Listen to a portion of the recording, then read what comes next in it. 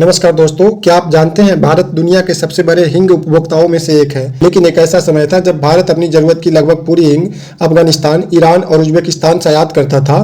यानी भारतीय रसोई में तड़का तो लगता था, लेकिन हिंग विदेशी खेतों से आती थी।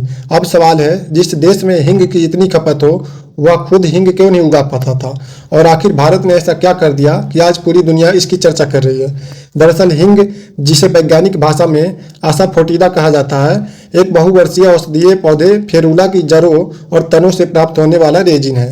यह केवल मसाला नहीं है, बल्कि आयुर्वेद, औषधि उद्योग और खाद्य प्रसंस्करण में भी बेहद महत्वपूर्ण है। समस्या यह थी कि हिंग का पौधा ठंडे, शुष्क और ऊंचाई वाले क्षेत्रों में उगता है। ईरान और अफगानिस्तान जैसे देशों की जलवायु इसके लिए आदर्श मानी जाती थी। लंबे समय तक वैज्ञानिकों को लगता था कि भारत में इसकी सफल खेती लगभग असंभव है। लेकिन 2020 में CSIR institute of Himalayan bio resource technology ने हिमाचल प्रदेश की लाहौल घाटी में एक महत्वाकांक्षी मिशन शुरू किया।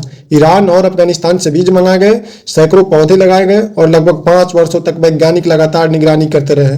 फिर वह हुआ जिसका इंतजार वर्षों से था। भारत में पहली बार हिंग के पौधों में सफलतापूर्वक फूल और बीज विकसित हुए।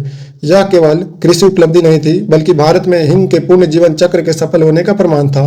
अभी इसका महत्व समझिए। भारत हर साल करोड़ों रुपए की हिंग आयात करता था।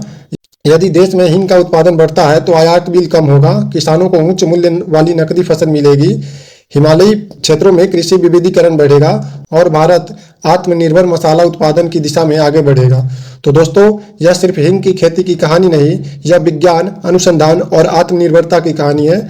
जिस हिंग के लिए भारत कभी पूरी तरह विदेशों पर निर्भर था, आज उसी हिंग के बीज भारतीय मिट्टी में तैयार हो रहा है। और शायद आने वाले वर्षों में भारत केवल हिंग का सबसे बड़ा उपभोक्ता नहीं, बल्कि एक बड़ा उत्पादक भी बन जाए। जय हिंद, जय भारत, धन्यवाद।